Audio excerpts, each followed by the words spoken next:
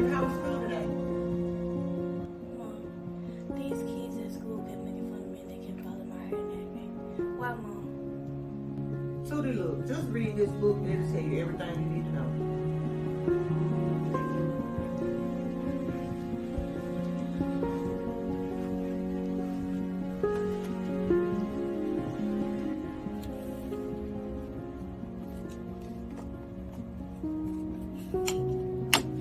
There's another N-word we throw around in and out of the black community called nappy. We have taken that word like the other N-word, nigger, and made it a word of adornment.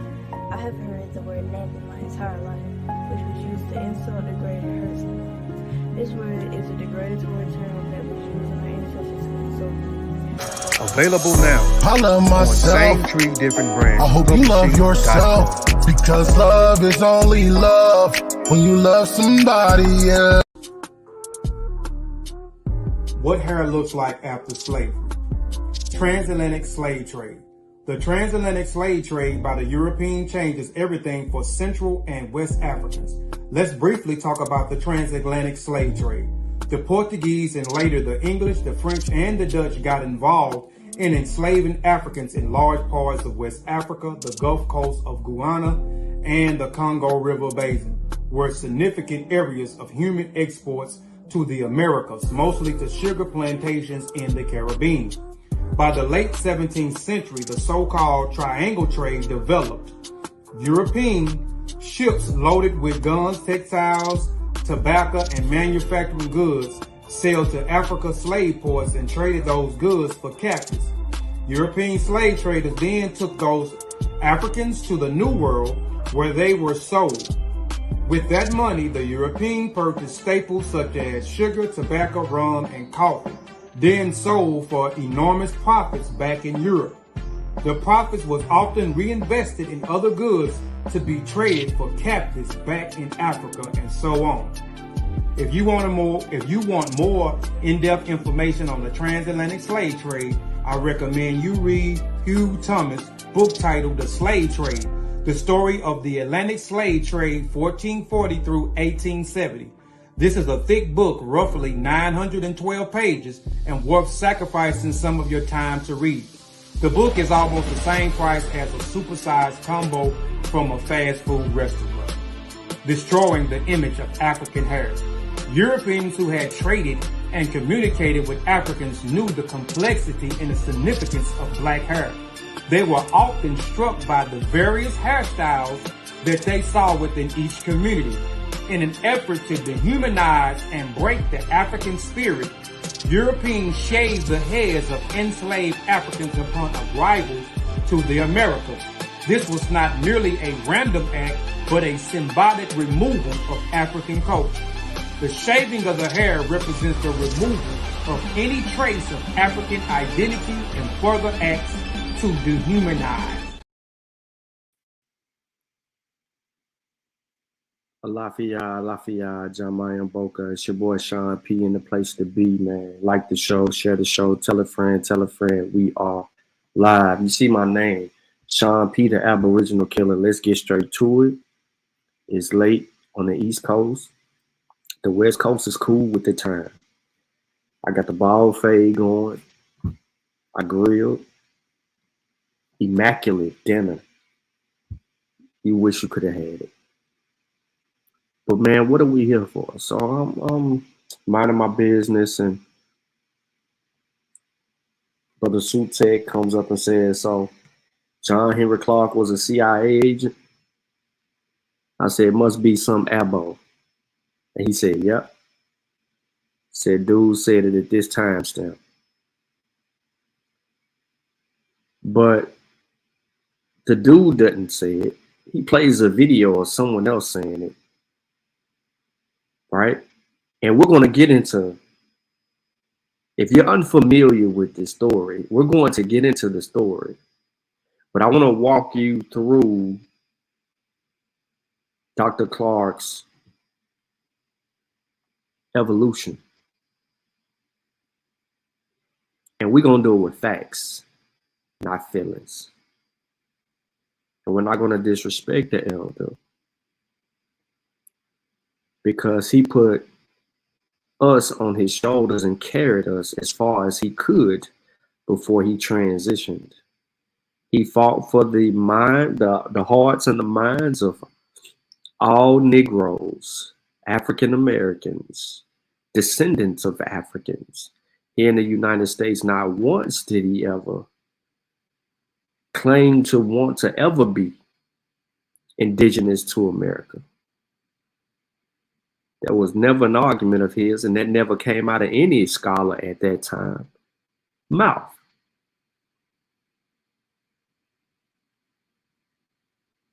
So let me go ahead and do this. Please like the show, share the show, tell a friend, put this in the Discord, Juju. Let's set this bitch off. Hide the chat.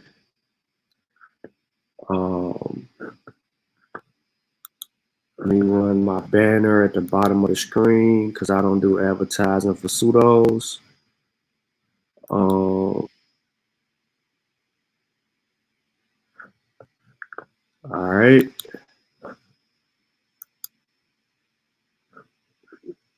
I should be good to go now.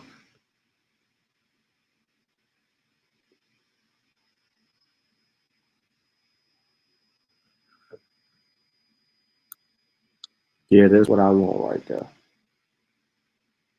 Yeah. All right. So let's deal with this sucker. And I'm calling him a sucker because he from Tennessee, from East Tennessee. He don't look indigenous to no land. And I don't know why he's even wearing this head wrap like this. This is not indigenous. That head wrap in his imagery right here, this is not indigenous. That's not Aboriginal. Right? That's Near East. That's somebody else's shit. So I'm gonna play it from right here and we're gonna catch it and then I'm gonna stop it and then we'll move forward.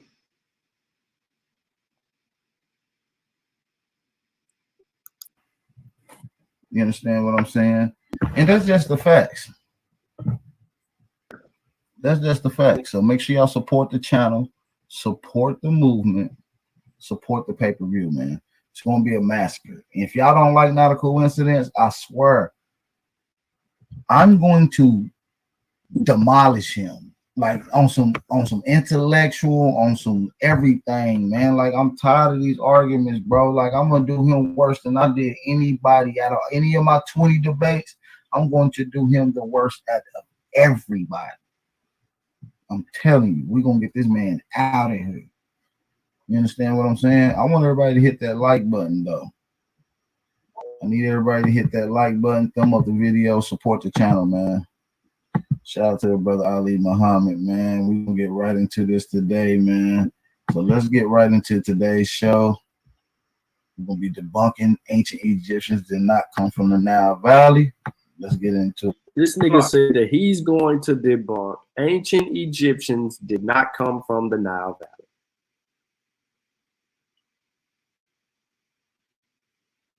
Everyone knows that it started from the south and it walks up. Everyone knows. Why is this even a topic of his to even discuss? These are the most anti-African, African talking about motherfuckers I've ever met. Excuse my French. Hopefully your kids is asleep, but I might do a lot of cussing. How can you claim to be indigenous and Aboriginal to the Americas, but you're going to spend time talking about Africa, the Nile, the Remetch? You don't know shit about them. That ain't even in your lane. Why are you not educating your people on his historical cult, the rich traditions, culture, right? Mythologies, languages. of the indigenous people here in the Americas. You know why you ain't doing that? Because it ain't got shit to do with you.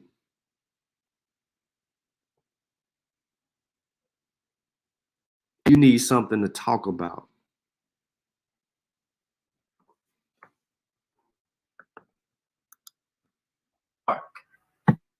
He changed his name to John Henrik Clarke. And when you investigate why he changed his name to John Henrik Clarke, you come up with this. Let me show you. This is who he named himself after. He didn't name himself John Mansa Musa Clarke. He didn't name himself John Kenyatta Clarke, John Sunny Ali Clarke, John Tutankhamun Clarke. He didn't do that. He named himself John Henrik Clarke. And when we gather the information of where he got that from, it's going to bother us a little bit. It's going to bother us a little bit, but that's okay. It's all right if we're a little bothered. Check this out. Who is this man right here? This is the white man, Henrik Ibsen, who John Henrik Clarke named himself after. For a person. For those that don't know John Henrik Clarke is one of the leaders, one of the forefathers, one of the master teachers of the Pan-African Black nationalist movement.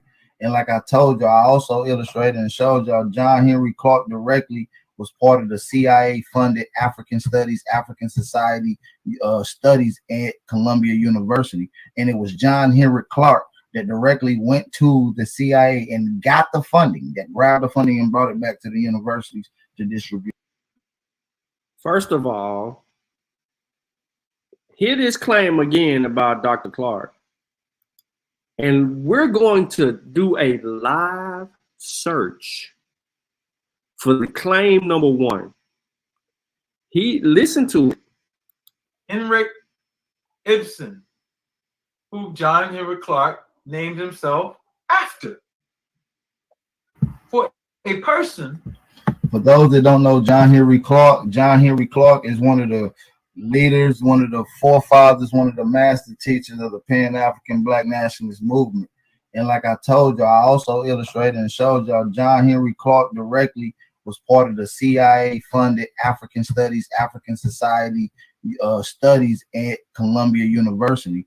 And it was John Henrik Clarke that directly went to the CIA and got the funding. All right, so let's see if we can go find, share my screen because we're going to do this live. Dr. John Henrik Clarke got funding from CIA for university. What is this? Proposed visit to CIA by a group of, let's see. Of course, y'all already know I've been on this site. So to do this to where we can find someone, let's see if we can find John Henrik Clarke. Let's see if we can find John Clarke. Okay, so there's no John Henrik Clarke. There's no John H. Clarke. There's a John.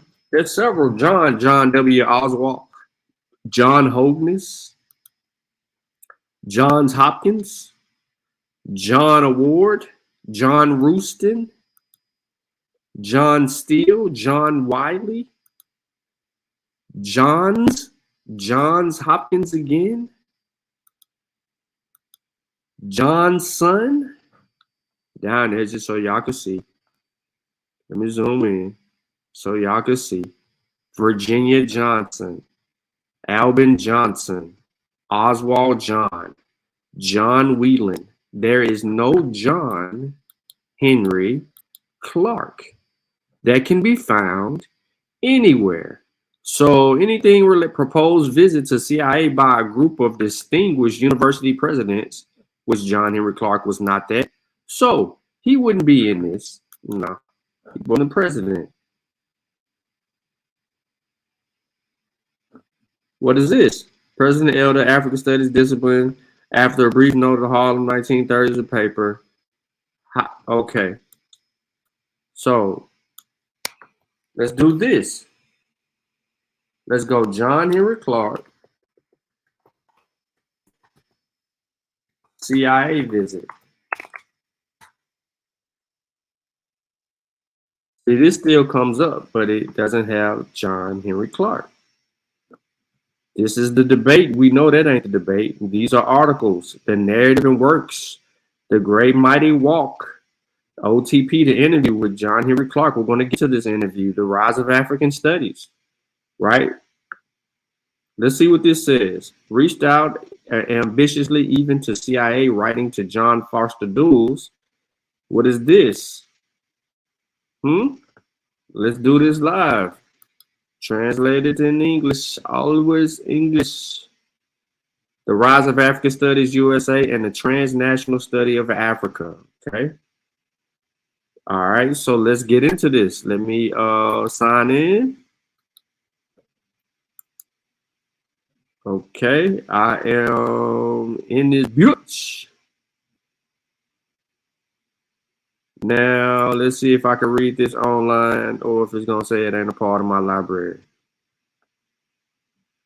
Okay, so it is a part of my library. I can access this. It is written in French and English. You see it? French and English. What is this about?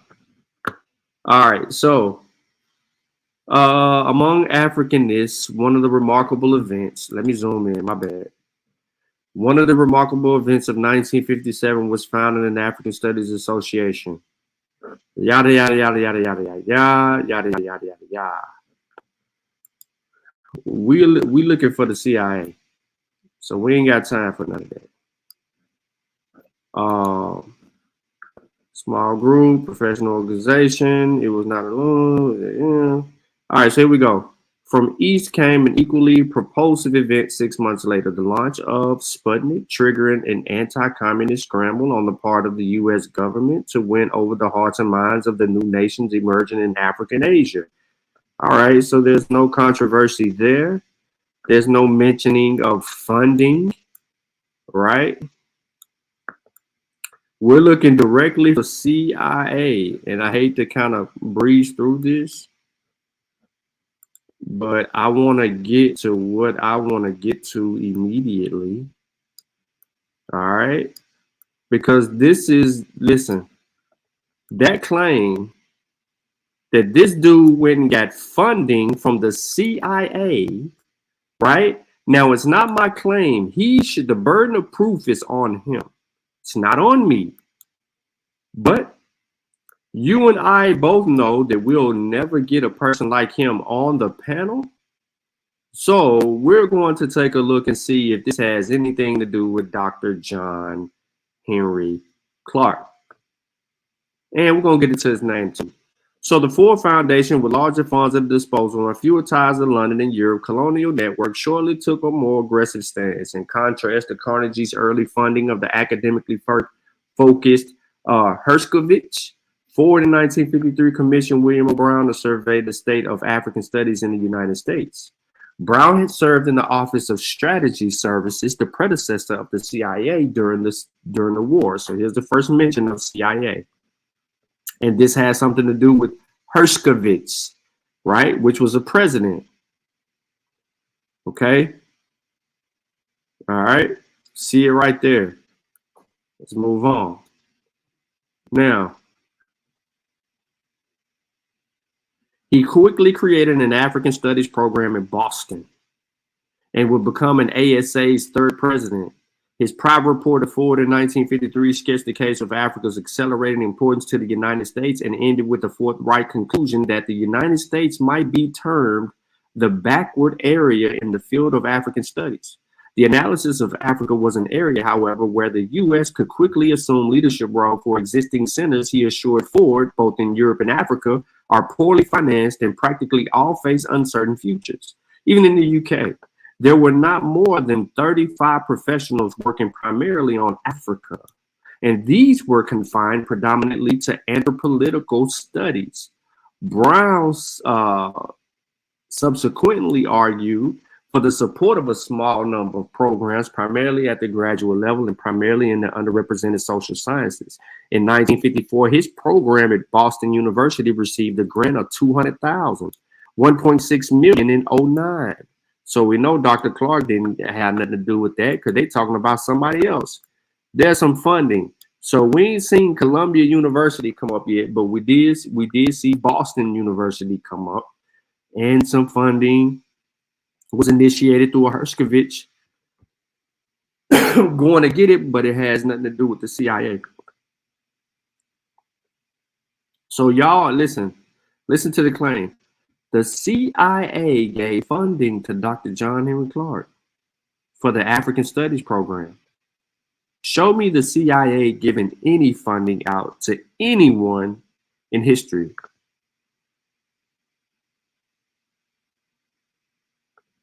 Yeah, we know he made that shit up.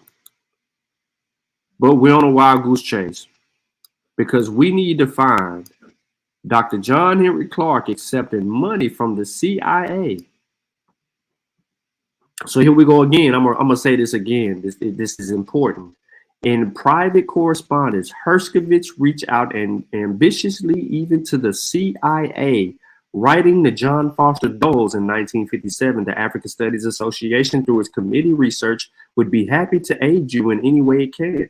Little apparent came directly from this appeal to the rise of the public funding, most notably Title VI of the National Defensive Education Act of 1959, would prove far more important in years to come. Herskovich, however, was not a part of the core group from the Northeast that would subsequently forge the expansion of African studies programs across the country. Anti-Semitism lurked in the background. So too did a growing distrust of domination of anthropology in Northwestern and in the study of Africa generally. In 1958, Herskovich's presidential address was carefully pitched to the broader audience, leading Pfeiffer to note privately to his staff that Herskovich's address was marked by an objectivity not always characterized him in the past. In the end, Herskovich failed to defend his construction of African studies. So Herskovich at the university which he was the president of, failed to defend his construction of African studies as a study of traditional African societies, which anthropology was uniquely qualified to do, as opposed to a field of study distributed across the wider social sciences and humanities discipline. By 1960, the split between Herskovich and other Africanists at Northwestern was open knowledge. The Ford Foundation was itself confronted by Northwestern Africanists organizing separately from Herskovich's operations. The yada, yada, yada. They ain't got nothing to do with us. Now we got to go find Dr. Clarke and need him to come up near the CIA. All right, so ladies and gentlemen, I just want to go ahead and let you know right now, in this wild goose chase, Dr. Clarke's name does not come up. It's nowhere. You can pause the video and you can read it for yourself. His name does not come up anywhere near CIA or anything like that. Now, Dr. Clarke in the interview was asked about some governmental issues during the crack epidemic, and he responded to that. However, the man ain't never went to no CIA building and got any funding from anyone. I can go to page after page after page after page after page after page and skim, and I will not find Dr. Clarke's name nowhere. This ain't got nothing to do with Dr. Clarke. So now, finally, page 70. Here we go. We got Carter G. Woodson name show up. We got William Leo Hansberry, which is important, showed up. Kwame Alford recounts Hansberry arrived at Howard University, so Howard gets a shout out. Melville Hershkovich and William O. Brown are mentioned, but two of the most influential early Africanists found early employment at Howard.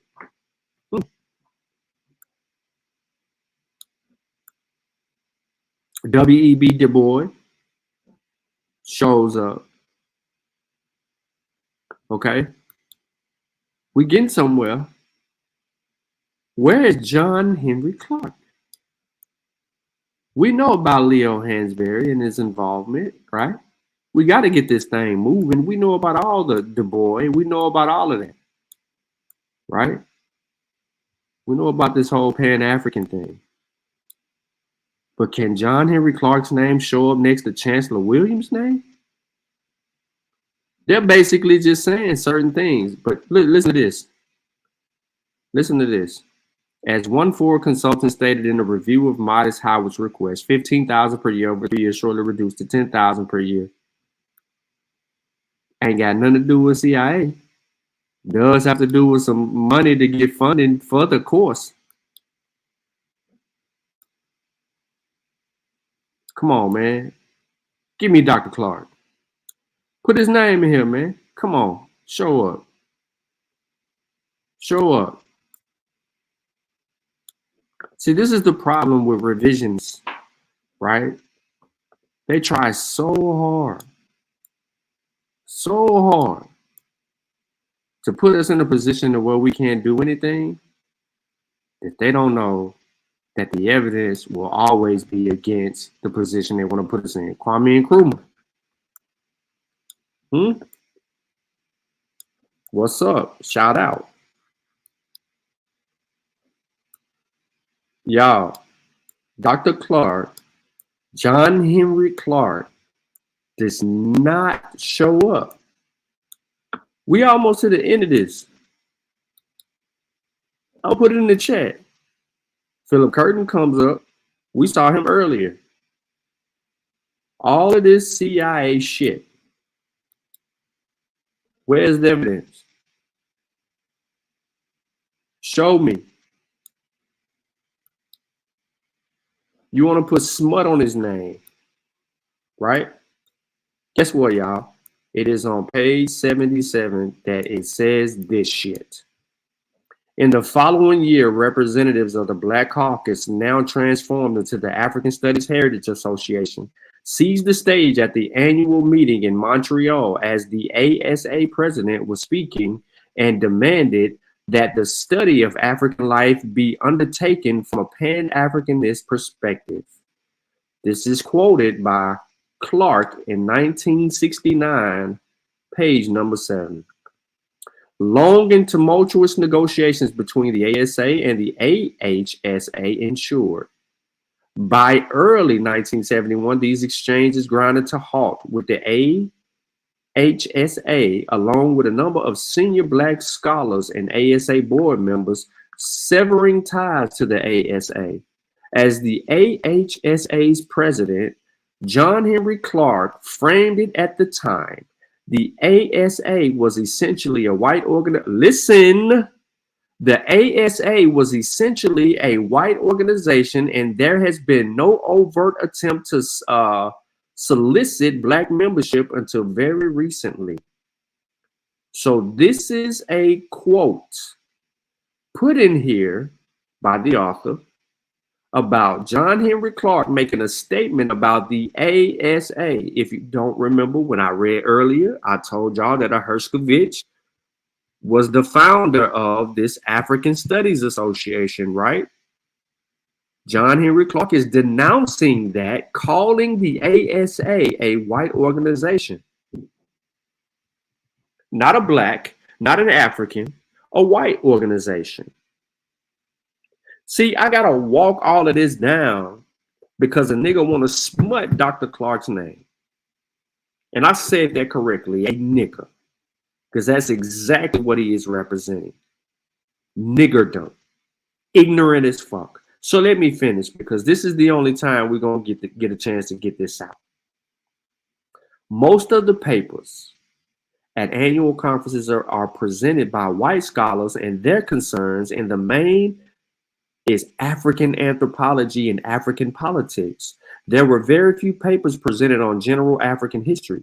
So Dr. Clarke takes the position that the association was a white association and that they were not recruiting black members, and that we don't need to be a part of it, and that it was only white people talking about black people history. So Dr. Clarke want to set that shit straight. He ain't getting no funding from nothing. He is merely someone highly educated in the sense to understand that this bullshit is not for the African. What else did he say? Pressure from below, Clarke argued, would push forward a new Pan-African research program. The immediate impact of the ASA was marginal, however, and much of the Pan-African impulse was channeled into the building of alternate black study programs on campuses across the country. As others have chartered, the role of the student protest on one hand and foundations, and essentially the Ford Foundation on the other, were central elements in the effort to establish black study programs across the country. Falolo is even in here. He's an African.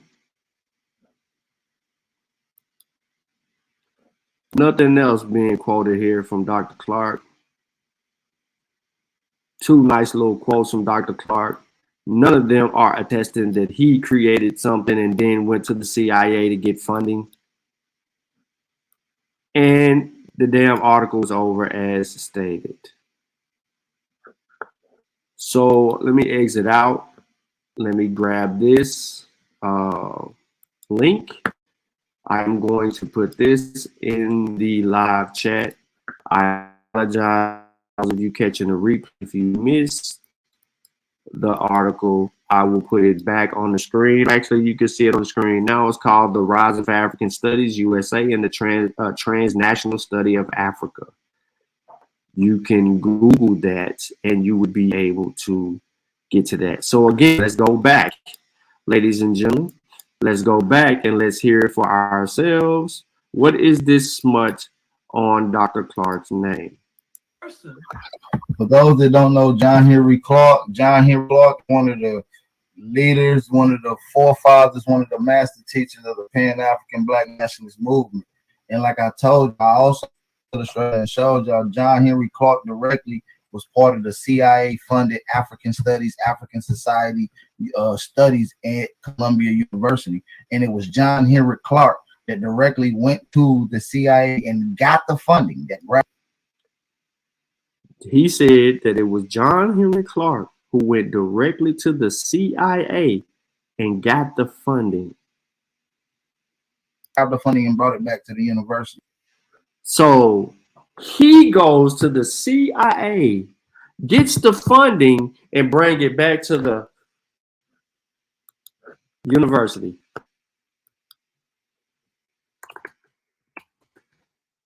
Let me share my screen again, ladies and gentlemen. Let's see if we can find this. So how does universities receive funding from the CIA?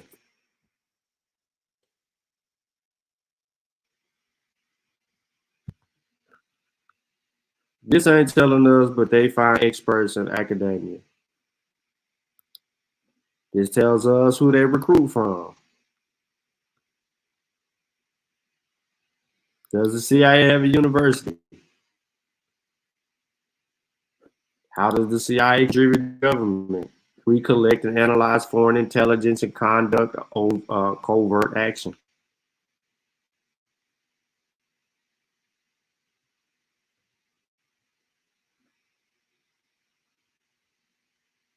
Spy schools, how the CIA, FBI, and foreign intelligence. This is we're talking funding here.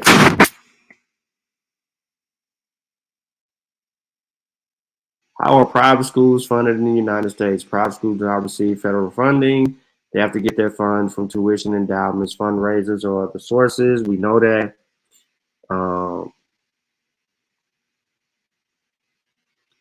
We don't need to get into the other emphasis of looking up shit because this is a wild goose chase. So we cannot. How can a person remember? All right, ladies and gentlemen, let me keep it above. He holds an honorary doctorate at a university. An honorary doctorate at a university. How can he go and get funding from people who ain't got the money to give it to him?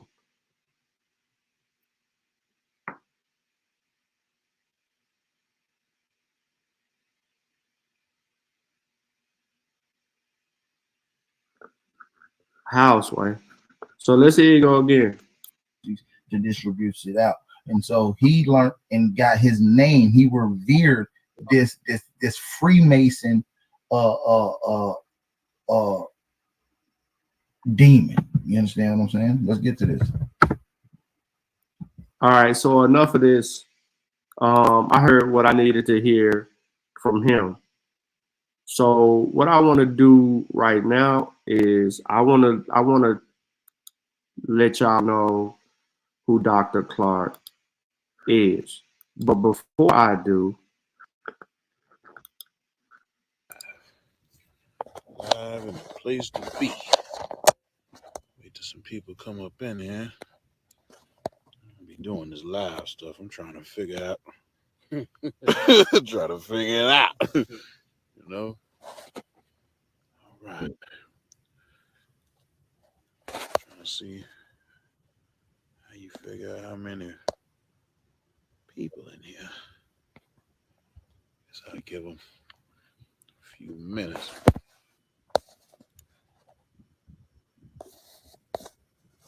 Okay. I invited people already. What is live stuff? Okay, invite friends. All the way up. Yeah, so it's running. Just inviting some people up in here. Inviting some folks. Share this experience with us. We got 2 people in here right now. Y'all hold tight. We just inviting some people to sharing this experience with us. Myself, my brother Nehisi in the building. What's up, y'all? Peace. Massey Warrior Clan. I'm Raw Squad. We in the building. You know, we at the master teacher, John Henrik Clarke. We at his gravesite right now. And we're going to pour some libations for the master teacher and let him know that, you know, we love him. And thank you for all the things that you've done for us. So that's what we about to do, you know. I'm just inviting some people, excuse me. If I can't see your comments right now, give me a second. Give me a second. Make sure we get everybody, or as much people as we can, in here so we can pay respects to our master teacher. You know, once I found out that John Henrik Clarke was, you know, not only born but buried here in Columbus, Georgia, that's where we at. You know, I had to come out here with my brother. Let me get you this shot of the gravesite. That's the gravesite right there. Brother John Henrik Clarke. You see the Sankofa bird. Born January 1st, 1915. And ancestor returned July 16th, 1998. On his grave is a little saying. I don't know if y'all can see it, but I'll read it for you. It says, "Remember me in the spirit of Sankofa Bird, world traveler, poet, social commentator, teacher of the African world history, and innovator of programs in the highest expression of my religion and spirituality has been my attempts to be of service to mankind." That's what it says. One of Baba's Baba's gravestone. So, you know, I'm sharing that experience with y'all. I'm trying. Okay. Peace, Raka Eshu. Raka Eshu now. Peace. Peace, brother. Brother Wiggins, Black African Power. I know what it is, man. So right now, I'm gonna pass it to my brother Nehisi. We got the water. Which is, water has no enemies. So I want to, gonna say a couple of things in the Yoruba language. Just thanking Baba John Henry Clarke for his service. Egungun mokeo, egungun mokeo. He about to say John Henry Clarke. He about to say egungun. He about to say egungun. He about to say egungun. Modupe egungun. Modupe egungun for all you have done for us, all the teachings that you gave us, all the lessons that you gave us, being a true African warrior, being a man that we can emulate, a man that we can emulate and teach our young children to be like in the community. I cannot thank you enough, Dupe, for everything you've done for us, Baba John Henry Clarke. Nana John Henry Clarke. Nana John Henry Clarke. Dupe, we say thank you. We say that we love you. Monife Re, Egungun, Mojuba, Egungun, John Henry Clarke. We love you. We miss you. We know that your spirit is alive and well. And we thank you and invite your spirit to return to help us fight this war, to continue to fight this war. We love you. We give you all the blessings in the Ikole Orun. We give you all the blessings in the Ikole Orun. Mordupe. We pour this libation in your name and in your memory and in all the memory of the master teachers that have passed on to the ancestral realm. Mojuba John Henry Clarke, Mojuba Dr. Ben, Mojuba Asa Hilliard, Mojuba, all your contemporaries and friends of yours. We give you life, we give you water, because we love you, because we miss you, because we invite your spirit to return to us to help us. Mojuba, Mojuba, Modupe, Modupe, Monife Re, we love you, Baba John Henry Clarke. May you forever fly on the rings of Ra. May you forever dwell in the Ekole Orun. May you forever be in our hearts and our minds. We love you.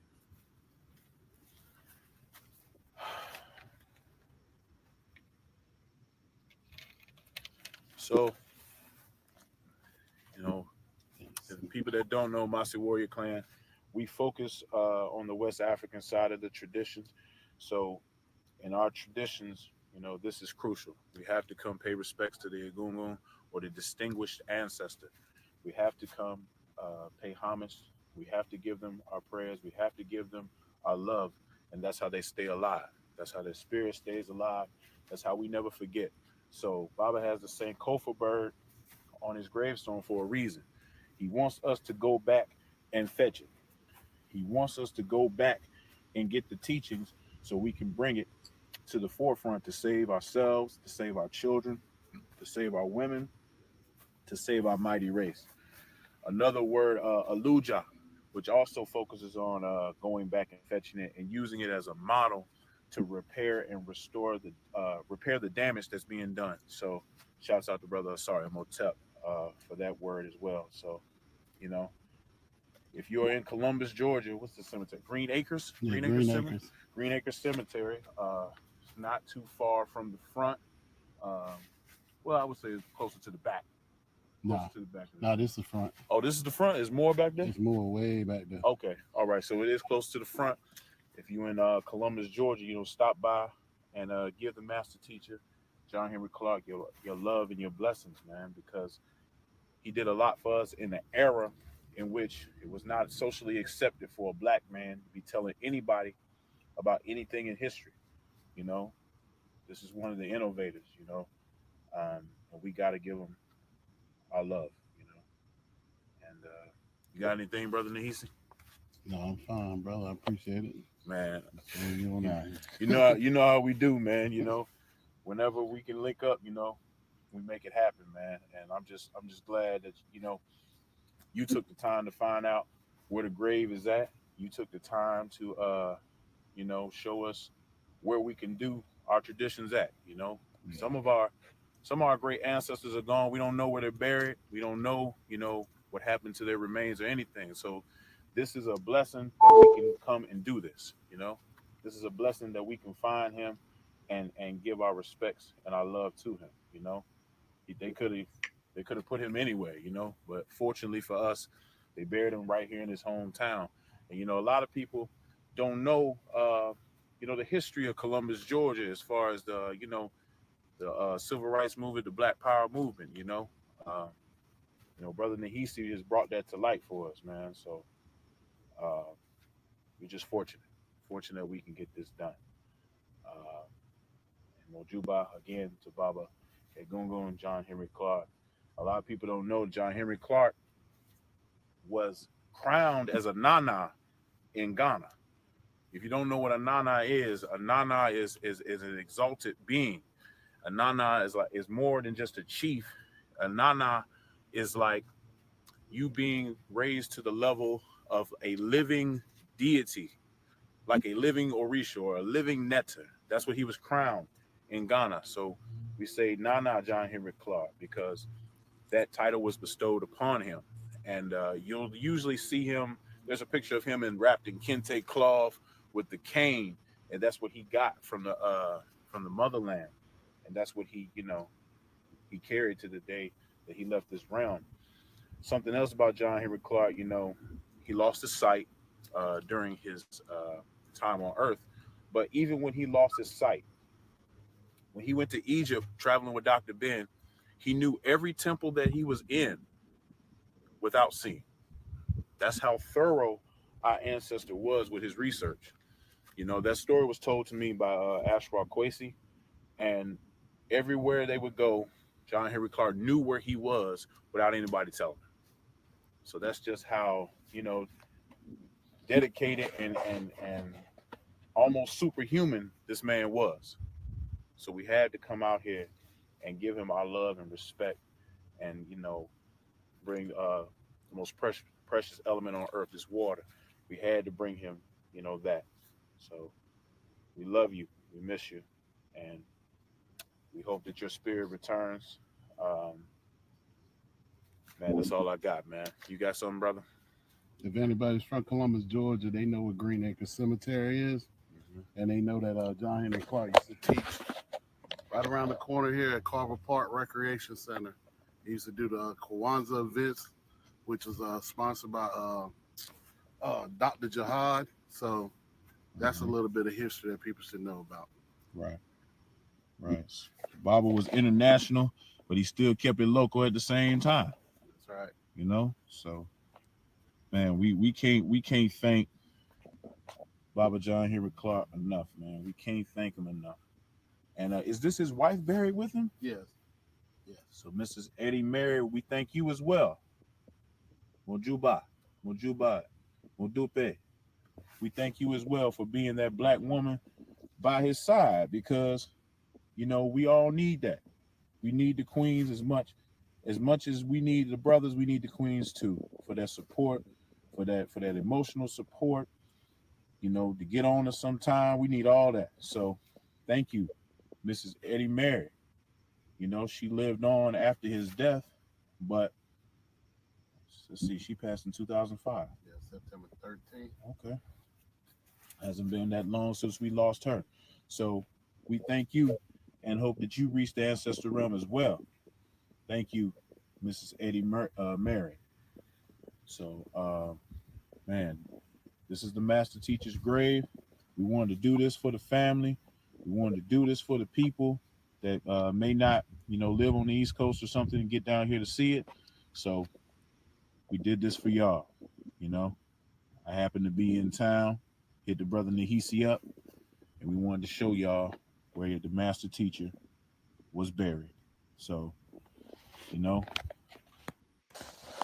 Amara squad up, Masi Warrior clan, spirits is flying.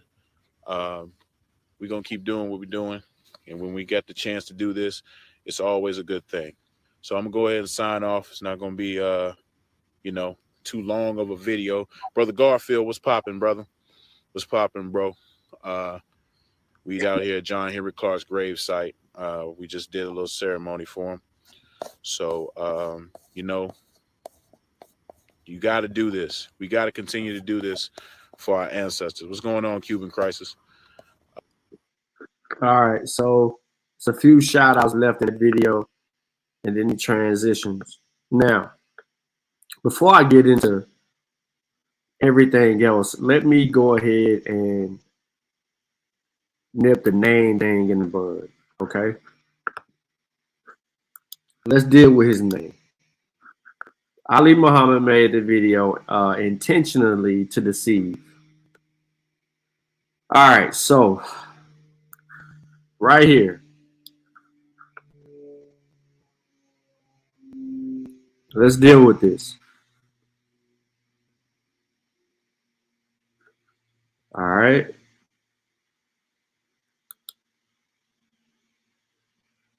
His name, John Henry. That's what his name was.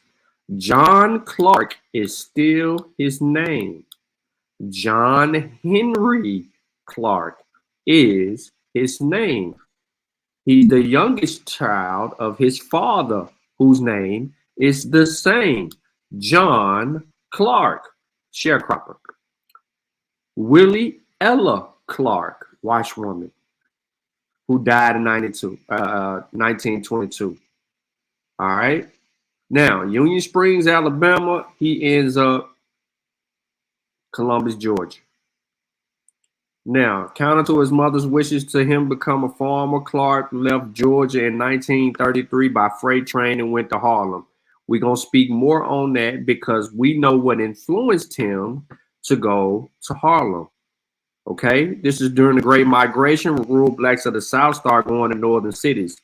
He pursued scholarship and activism. He renamed himself as John Henrik Clarke. John Henrik Clarke, adding an E to his middle and last name. Okay? Now, ladies and gentlemen, he renamed himself after a rebel Norwegian playwright, Henrik Ibsen, which is the guy that you seen in the video. So, who is this guy? And why would he do such a thing? And why is this even a big deal? Okay? This guy was a Norwegian playwright, one of the founders of modernism in theater. Ibsen is often referred to as the father of realism. What is realism? Realism in the theater was a general movement that began in 19th century theater around 1870s and remained present through the 20th century. It developed a set of dramatic and theoretical conventions with the aim of bringing a greater fidelity of real life to text and performances. All right, so, and one of the most influential playwrights of his time. Okay, this goes on. Ibsen's early poetic and cinematic play, Peer Gynt, has strong surreal elements. Let me stop real quick. There was something that was said about Dr. Clarke.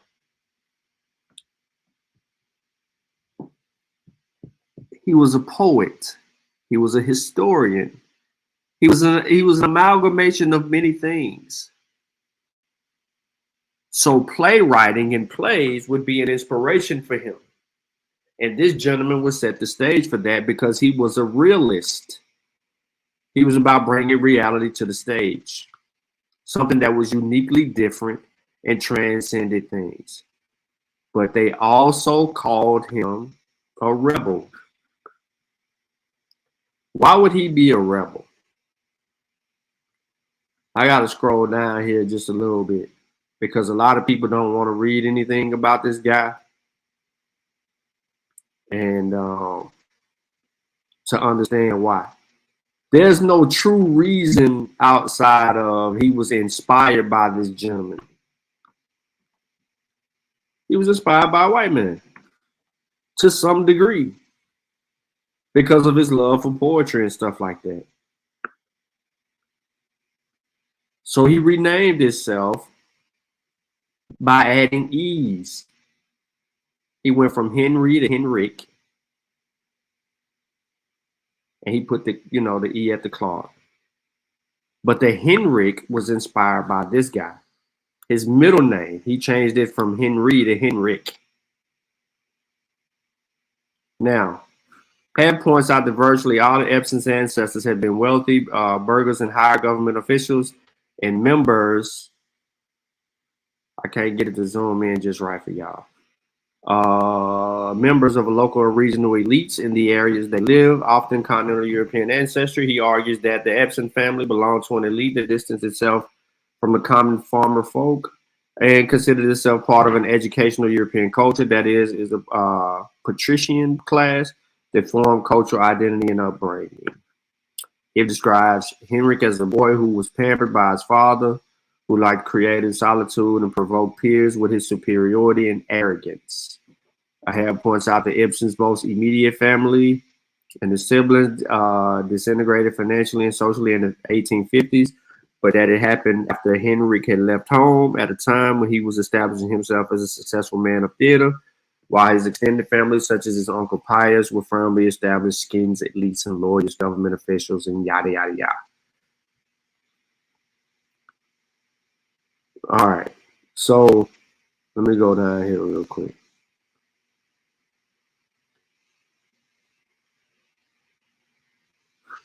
Years in exile.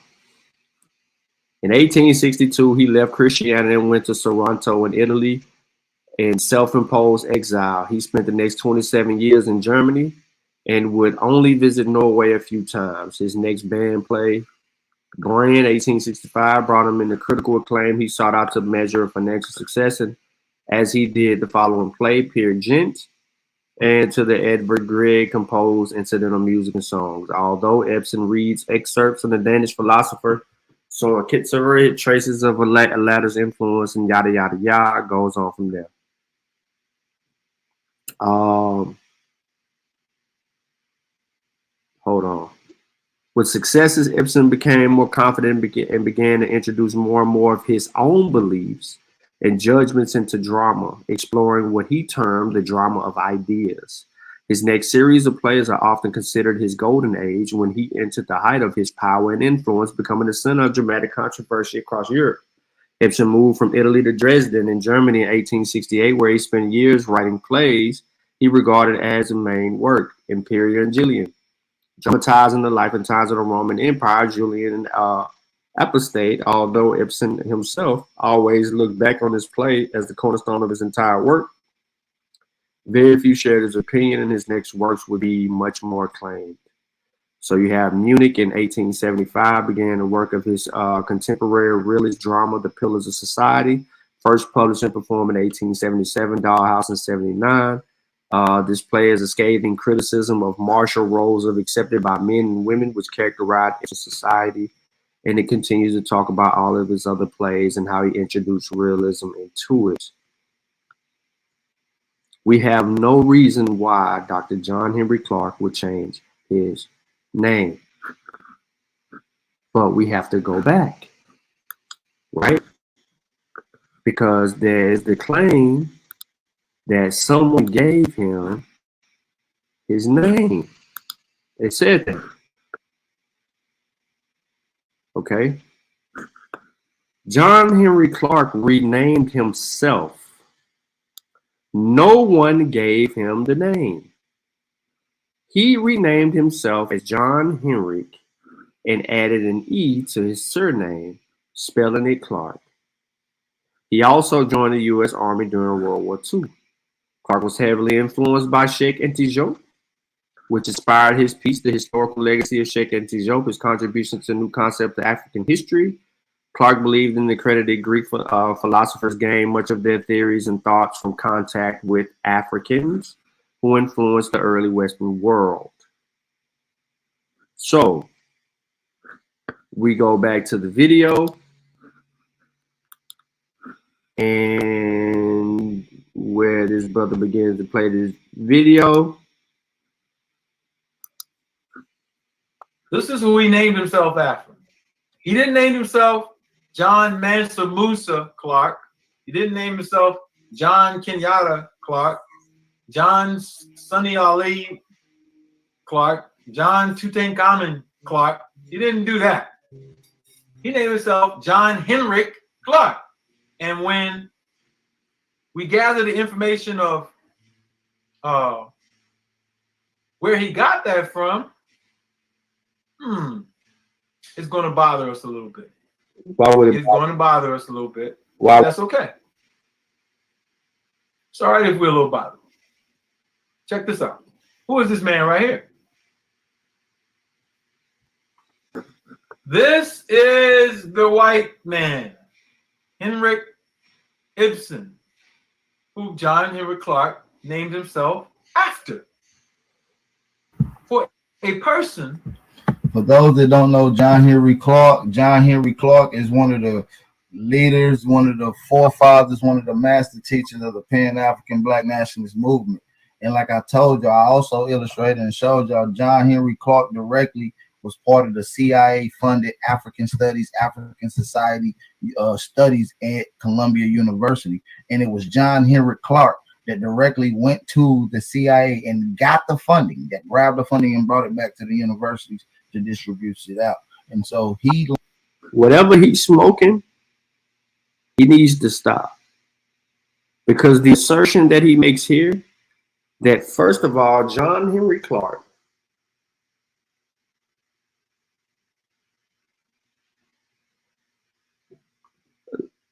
goes and gets funding from the CIA and brings it back to the university is one of the most retardedest claims ever bestowed on anyone on American soil that is of African descent.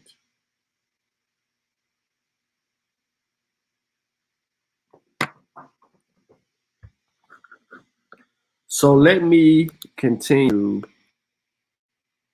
to just give you a little piece. Now, we told you a little bit about Dr. John Henrik Clarke. So I don't want to drive that home, but I do want to take you here.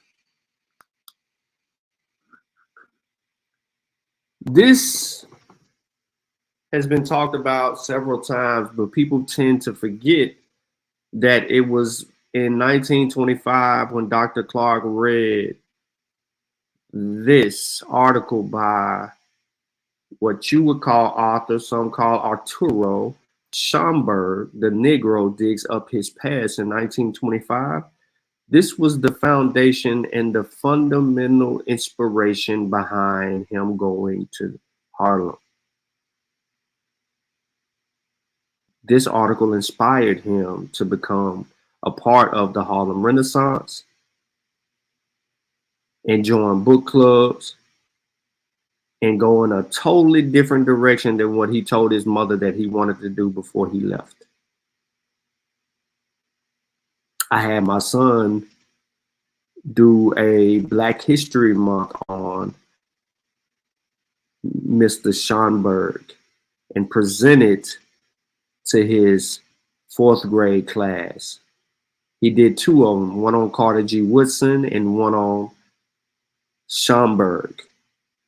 And in that he had The Negro Digs Up His Past. His teacher was so amazed by his presentation, so amazed by this new information that they had never heard prior to him presenting it during Black History Month, that he had to share this shit with a whole nother classroom. So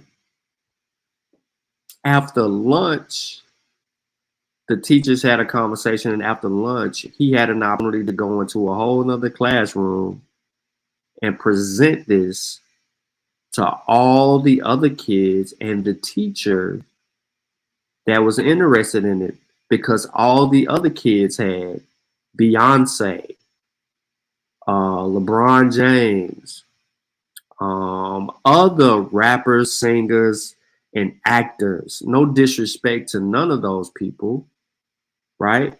But it's Black History Month. And none of them kids had anything on the level of what he had. And he got a really good grade. And we worked on that project together. And I even recorded him, and I still have it somewhere. I think I got it on Facebook saved, where in our old house. He holds up the poster board, and then he got his little note cards, and he sounds like a little bitty punk with no bass in his voice. If I let you hear him today, he got bass in his voice, but he sounds like a little bitty boy. And he's just reading his little note cards, and he's talking about some key points about Carter G. Woodson, and then some key points about Schomburg, and how the Negro digs up his past was inspirational. So again, what does this have to do with Dr. Clarke? It is the pivotal point in the message from Schomburg that leads him to Harlem. There's no stops to the CIA and to become a governmental official or none of that shit. He's born in Alabama, moves to Columbia. From Columbia, he goes to Harlem. When does he have time to go to school, graduate from school, and meet the qualifying standards of the CIA to become a member of the CIA, to be able to go and get funding and give it to a university he never attended or taught at?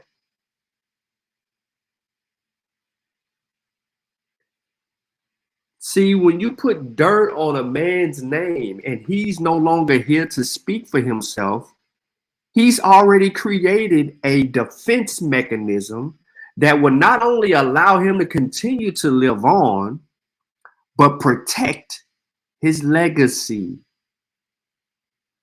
So when you come after Dr. Clarke, stupid motherfucker, by the name of Aboriginal power, you have now shown just how stupid your ass is, Negro. So maybe this will inspire your stupidity. The American Negro must remake his past in order to make his future. I hope you should find inspiration in the elder, the ancestor, Schomburg's very first sentence. He said the American Negro must remake his past in order to make his future. What the fuck you think is wrong with you right now? You're claiming the identity and history of someone else. It's not your past. That's why your future is fucked up.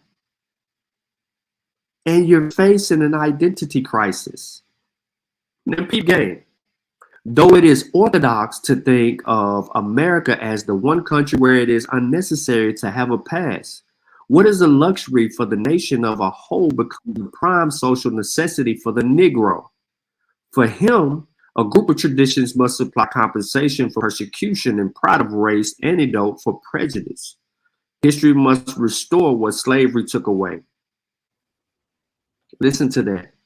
History must restore what slavery took away. Shit. What else you take? Hold on. I can't hear shit. I don't know if you hear me either. Yeah, I hear you. But oh boy in the chat, I don't know if you've seen the chat.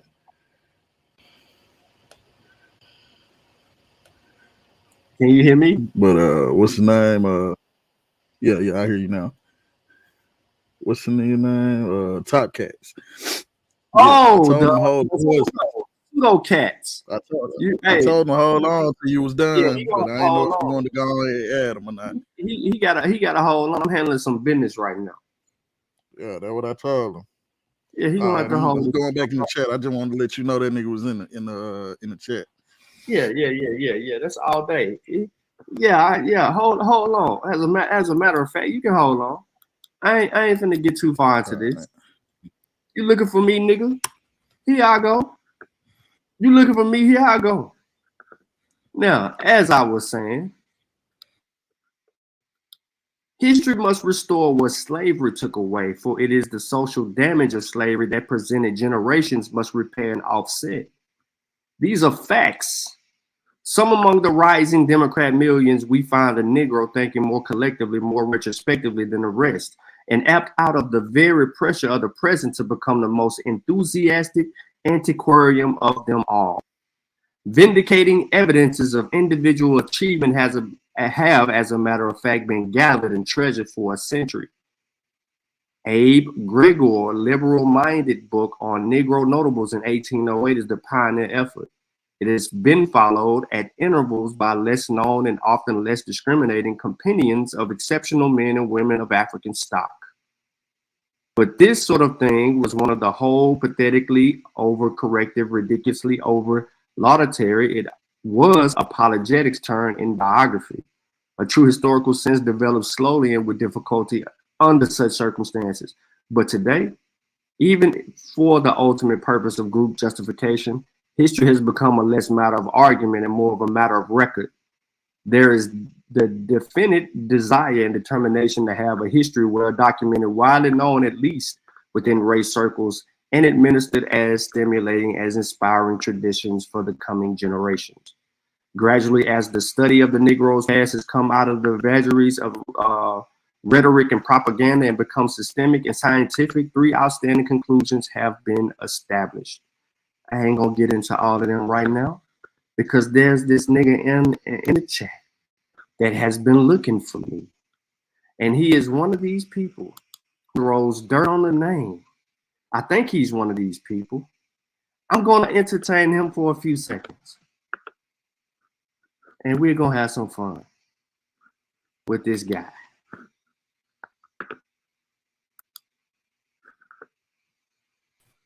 You on the panel.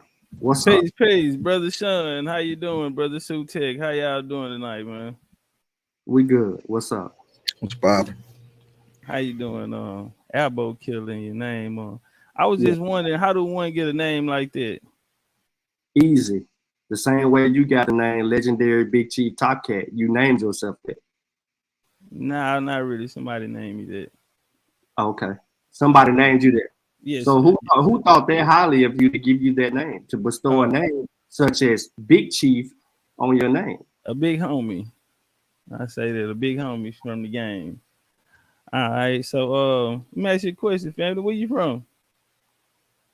Where I you live don't mind at? me asking. Where you from? Where your family from? Where I live at? I'm in Tennessee. No, I'm saying like where your family from? I just told you. So you from you from Tennessee?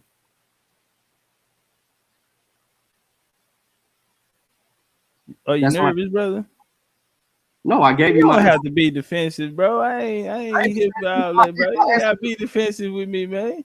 When you asked me the question, I answered it, and then you asked it again, and I answered it again. I wasn't gonna answer it the third time. I just answered it twice. Okay, brother, no problem. So what's your deal with the American Indian paradigm, bro? Why you got a problem with American Indians? First of all, there's no such thing as an American Indian paradigm. That's facetious. That's first. Secondly, to answer your question more broadly, you ain't a fucking American Indian. You're a descendant of Africa. Per your own words, your grandmother was an African. Yeah, but I would have to prove that, bro. I trolled on that, fam. You ain't trolling on it, bro. You know when you're kind of like what y'all do, you know. Y'all say y'all from Africa, and you say You say I'm a descendant of Africa, brother. Yeah, what part of Africa am I from? You a descendant. What West part? and Central. What West part? And Central. West and Central. West and Central. Okay. Damn. How would you know that, brother?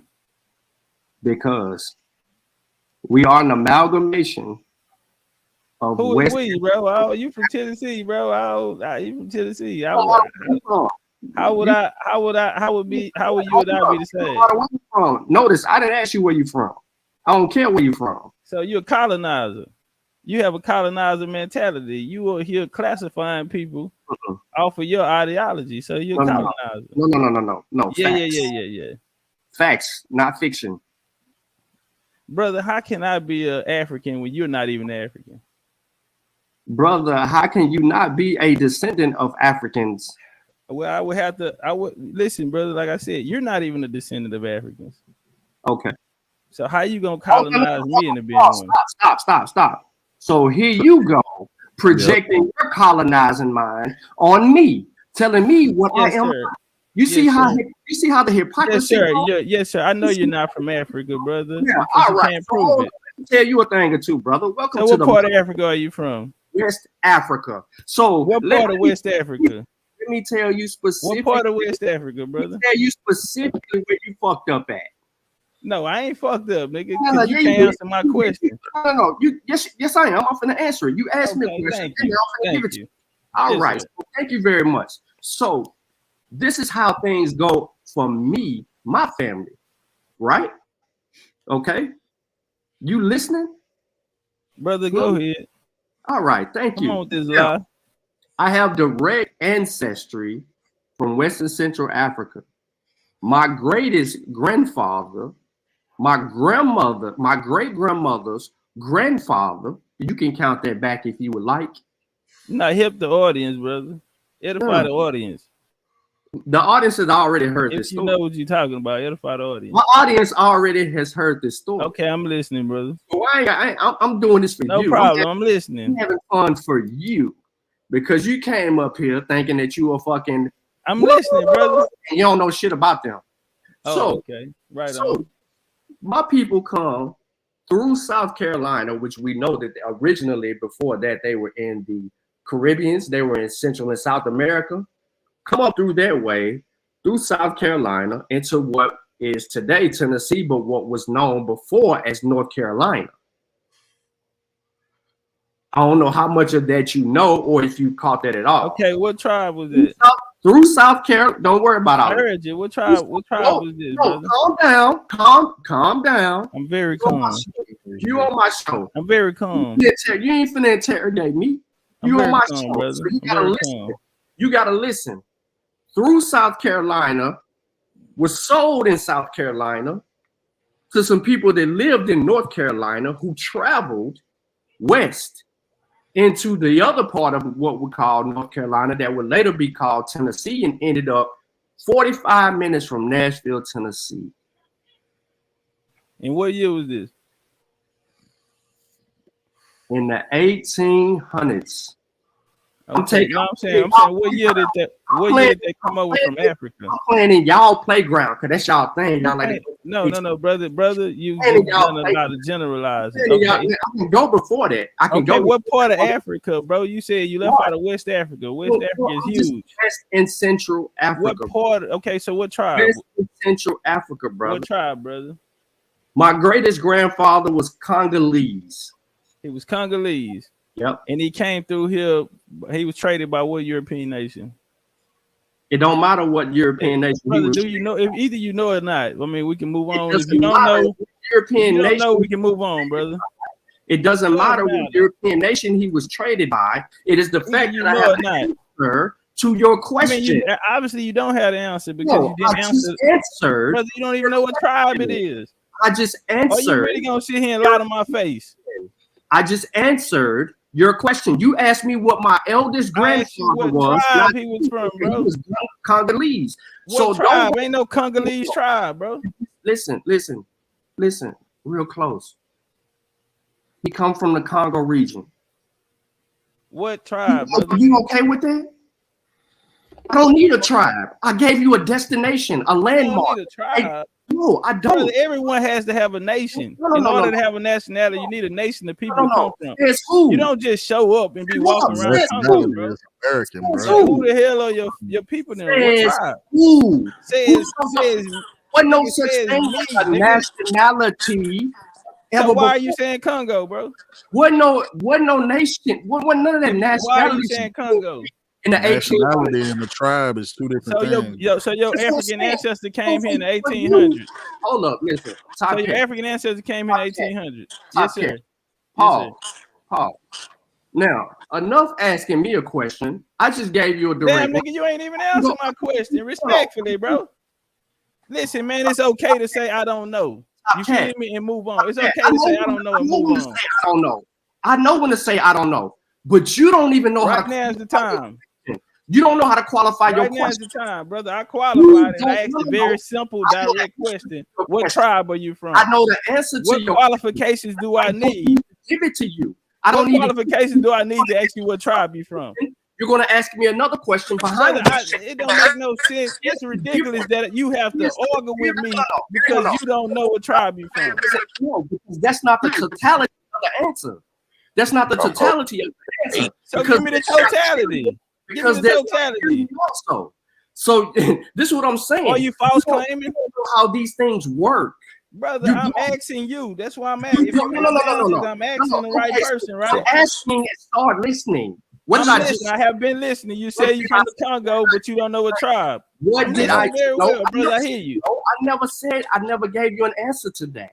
You because you said you didn't know what tribe you were from. No, I never gave you an answer to that. So what's the answer? Matter. What tribe doesn't? It don't matter. Okay, you know what? I go to the next question. No problem, brother.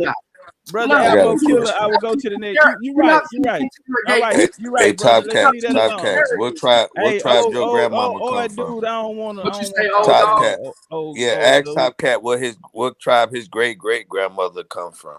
She come from African the tribe. No, the African tribe. Cherokee, brother. The African tribe. The African tribe. I don't know. I don't know what that means. Okay, yeah, you already said that your great listen, brother, you said that your great grandmother. Shut up, bro. Shut up. No, you shut up. You shut up. Ass nigga. Old ass shut up. Nigga. You said that your great grandmother was African. Nigga, what I tribe can say she the come sky from? Purple. You gonna believe me? Yeah. See, that's what I'm saying about you, old fake ass nigga. So you if a I fake say ass the sky purple, you gonna believe Shut me? the fuck up. Listen, brother, that shit. You said your great grandmama was African, nigga. Because what tribe you are, she you don't from, know nigga? who you are, brother. What tribe she from? Yeah, you're right, brother. I'm here for you. You're right. I'm here for you, brother. So can you get this guy right here? Hold on. He cool. Right. He cool. He ain't going nowhere. He cool. Right on. He here to So stay. can we get that tribe, brother? No. You can't get shit. So we can't get the tribe? No, you can't get shit from me. Damn, man, you know what? So I asked old dog, Sutek, do you know what tribe you from in Africa, Sutek? I'm from an amalgamation of tribes, bro. What the we fuck does that mean? We African Americans. Do you not know where the slave trade is? Hold on, I can't hear you. Hold on, Shawn, I can't hear him. No. I don't need you, brother. I don't need you to. Hold on, come on, fam. I'm trying to hear what the guy's saying, bro. How the hell you gonna get mad? You mad at me because you don't know what tribe you from? No, I'm not mad. Man, this shit is ridiculous. You here, nigga. And the other boy say he's from amalgamation. What are the names of the amalgamation of tribes, brother? How many make up this amalgamation of tribes? It don't matter, nigga. It can take 20. Damn, it don't matter. It don't matter. Can you niggas answer any question? It don't matter. Come on. But you mad. You mad at how me many now you don't know who you tribes are. you from, nigga? You out here acting like an African. And you how many Cherokee tribes are you from?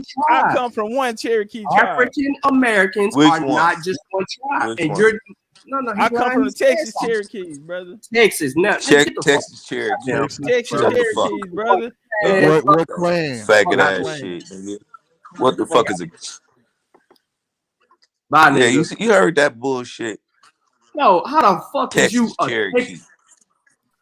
Bro, why you mad, shit, bro? Don't get mad. Hey, man, come on, bro. I like you, Mossy Clan, bro. Man, I would love to put you in the ring, nigga. I hear you always talking about that ring shit.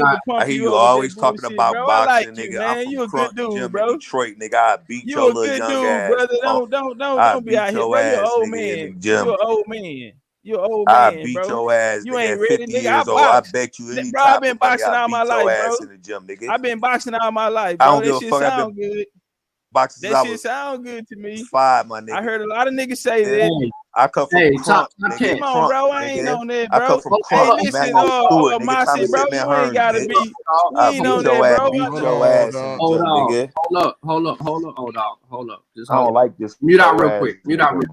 So Top Cats. You said you're from the Texas tribe or whatever the hell you just try to slick and say. So I have a question for you. So this is supposed to be a dialogue, not an interrogation. So I have a question for you, sir. Yes, sir. All righty, thank you. Now, what do you do, or what has been passed down to you that you still do that your ancestors did? Okay, well, my grandma, since she grew up, came off of the reservation. What reservation was your grandma? The oldest reservation in Texas. Poseidon, the oldest reservation in Texas. Yes, sir. The oldest reservation in Texas. So she was a slave to the. Nah, she wasn't a slave, bro. My family were chiefs. Why would we be slaves, brother? All right. So I asked you earlier, how did you get the name? You said your homeboy gave you that shit. Now you turning around and you telling me that your people was fucking chiefs. Well, first of all, yeah, well, I ain't gotta lie about it, bro. It's not for what you're saying, them motherfuckers back then in Texas, they wasn't calling themselves none of the names that you calling yourself today. Who back then? What time frame you talking about? What time frame you talking about, brother?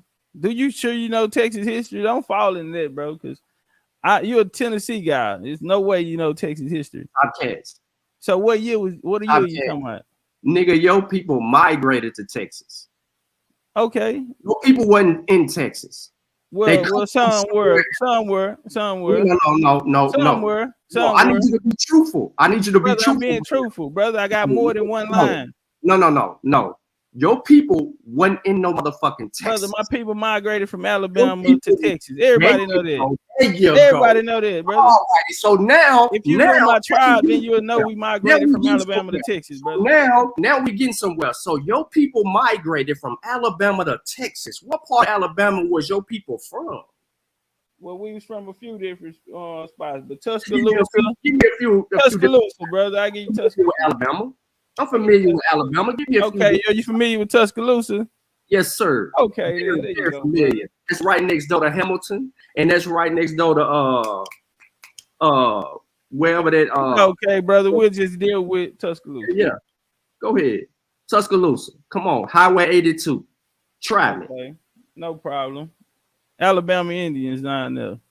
Okay, Alabama. Okay, in Tuscaloosa, you say. Tuscaloosa Indians, yeah, yes, sir. You got Indians why those Indians in Tuscaloosa look nothing like you or care any you don't care. Okay, well, brother, have you ever heard of Chief Tuscaloosa? The town is named after Chief Tuscaloosa, who name meant Black Warrior, brother. None of them people. His name is Black Warrior. Because I'm familiar with you can't say that, brother. If Tuscaloosa, if the town, the chief none of the Indians, black, none of the like me. None of the Indians that so why do Chief Tuscaloosa mean? Why is he a Black Warrior? That means Black Warrior, nigga. I'm from Tensas, Alabama. So why the fuck would a white boy call himself a Black Warrior? I'm not Alabama. Now what them Indians look like? Where you want to you can't change that. He don't look I'm from like Mobile, Alabama. He Right look by like Tensas, Baldwin County, nigga. 1540. They don't look nothing like your ass. Right now, you don't look like your history, You're a liar, brother. man. You know your history. You're a fucking liar. All right, bro. You know better. Can I ask Top Cat a question? Who is this? Sir, Big Black. And hold on, under one condition, I get to ask you a question too, brother. Is okay. That fair? Yeah, that's fair. Okay, thank you. I'm trying to get a grasp of this elbow stuff. You know, maybe you'll flip me. I don't know. Well, I'm not an elbow, brother, so I can't help you with that. Okay. You're an elbow. Indian. He damn sure ain't an Indian. He don't. Okay. There's no culture that he possesses. Aboriginal. Bruh, your swag is African American, nigga. You listen to rap music. No such thing as African American. You got gold chains and gold teeth. No such thing as African American. You got a gold in your mouth, nigga. So what? Because we from the South, nigga. What you Let me ask you this one question. He didn't pull up Wikipedia, bro. Why would you pull up Wikipedia, bro? Stop. I'm African American, nigga. What do it matter? Okay, no problem, brother. You can be who you want to be, brother. Top Cat, what are we then? Brother, I don't know what you are, man. You gotta go ask your mom and daddy, man. They said I was African. I thought you said that. Oh yeah, what part? I still need to answer the reservation. Let me ask you something. Do you believe that most of us was from here? Brother, I don't know what people from, family. I can only speak for me. That's my game. See, what reservation about me. I told you the oldest one in Texas, brother. No. You can't say that. What's the name of it? I can, brother. What's the name of it? I just told you. Say the oldest reservation in Texas. What's the name? That's all I can give you, brother. You won't even give me the tribe. Your tribe. You won't even give me your tribe, brother. I didn't. You don't know the name? I feel like I'm giving you. Talking about a more recent history than the 1700s, 1760s. We talking way. You won't give me a tribe. You won't give me a tribe, bro. So I want to talk to somebody who's gonna be fair, brother. We All right, talking. I tell you what. You know what? I make you a deal, Marcy. So what? Marcy, I make you a deal, brother Marcy. What reservation was Okay, this? yes, sir, brother Marcy. I make you a deal. If I tell you that reservation, will you tell me what tribe you from? You gonna? Do we have a deal? Google your lie. Google your lie. Do we have a deal? Google your lie. I don't need to Google, brother. Do we have a deal? I respect the Top Cat, because if you're saying that we always from here, that's a terrible history. If I wouldn't do that, brother. Man, I feel like everybody have a story. They have a right to tell their own story, brother. How do we was all here? We don't know a lick in the original Abo language, man. They keep their ass that bad. I mean, I don't know, brother. I can't speak for that. What I can speak for, family. What I can speak for is myself, brother. So I never speak for the next man on side of me. I give him the right and respect as a man to tell his own story. You feel me? That's my game. And you see the comment right there? I'm from Texas. If your people were already in Texas, they would be indigenous Mexicans and not Cherokees. Okay, Olu, I say, right? Some nigga with an Egyptian name. Okay, another nigga don't know who he is. All right, family. What is that supposed to mean, brother? That you lying. That's not okay. So how do it mean I'm lying?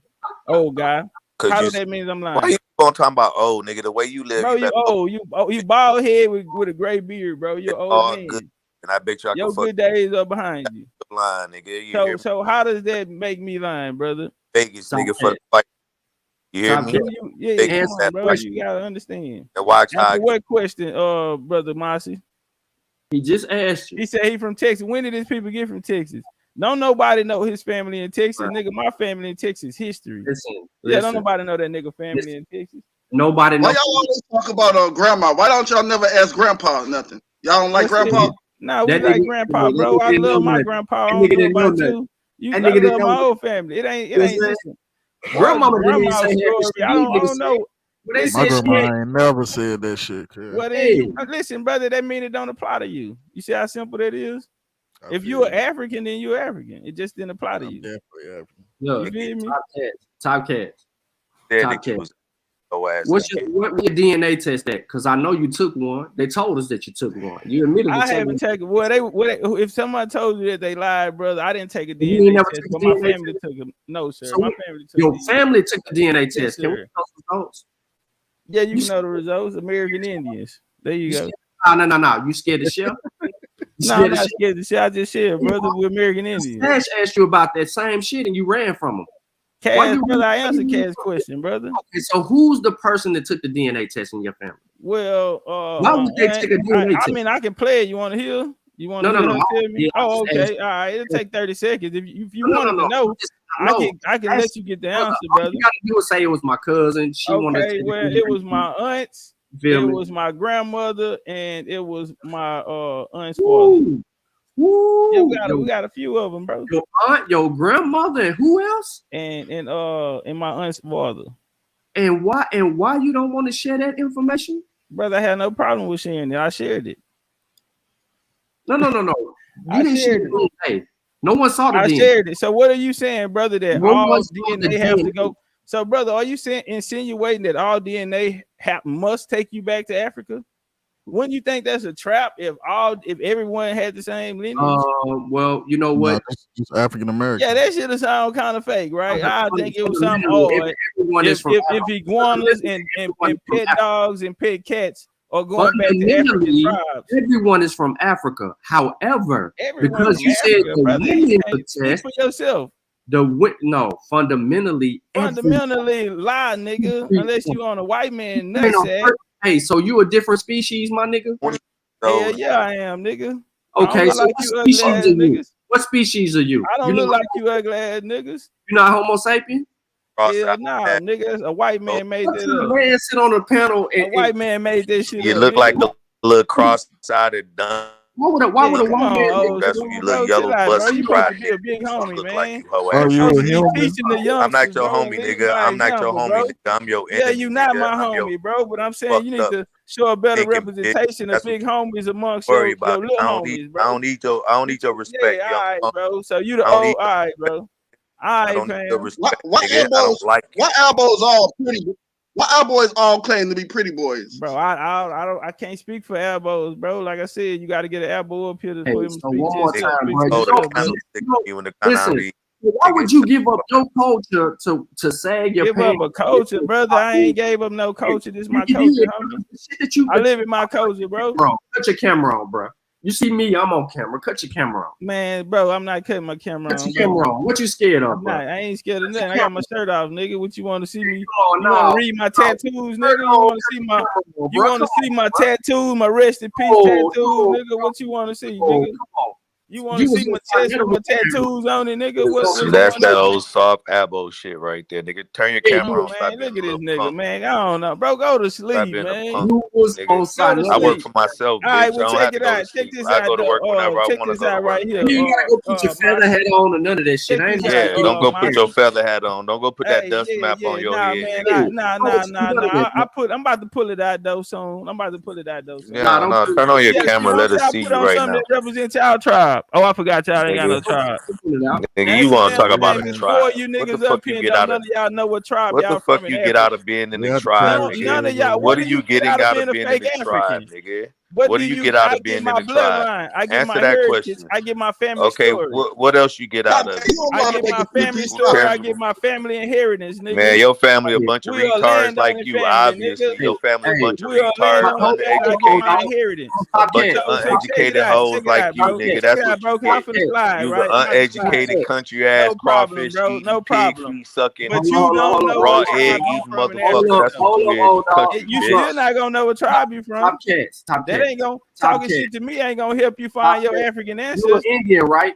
You're Indian, hey, nigga. You're Indian, right? Goddamn right. All right. So why the fuck you broke? Why do I grow? No. Why the fuck are you broke? Broke, nigga. How the fuck I'm broke? Say, man, listen, bro. I ain't even talking. Hey, man, you don't get no casino money. Hey, listen, bro. I'm not finna do this. You broke, bro. Listen, bro, I'm finna start a restaurant in Dubai. You grew up in the same goddamn hood with everybody else, nigga. I never denied I grew up in the hood, nigga, but I ain't saying you ain't about to start no restaurant in Dubai. They gonna hang you by your balls. What's wrong with coming from the hood? They don't you ain't like come from the hood, Dubai, nigga. Hey, Watson, you ain't. Watson, they don't like grew up in the hood. Dubai, nigga. They gonna hang you by your balls. Hey, man, I mean, damn, you had it a little better, bro. You would have been in a reservation if you was in. No, I ain't grow up in the reservation, bro. But we have our land. Listen. Let me tell you what happened. Other niggas. All right, let me tell you what happened, bro. This what happened.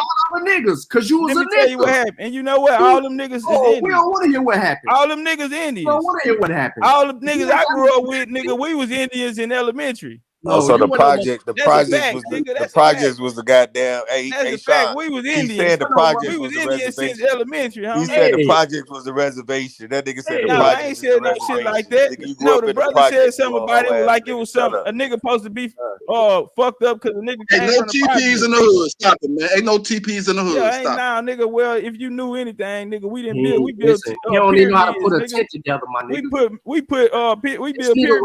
He got an old school. You feel me? He got an old school. What pyramids you built? Nigga, all of them. Hey, you talking that nigga about ain't built shit. You ain't built shit. Nah, y'all ain't built shit. This nigga, you latching on to somebody else's culture. You's a culture vulture. Let me say this here. You's a whole ass culture vulture. You don't have a culture to vulture though. You's a culture vulture, nigga. You's a culture vulture. You hate on young niggas. You's a whole ass culture vulture. You hating on young niggas. You a scam artist. How many fake IDs that hate on young niggas, right? How many fake IDs you got? Don't know what tribe you from. How many fake IDs you got, nigga? All right, check it out. How many fake IDs you got?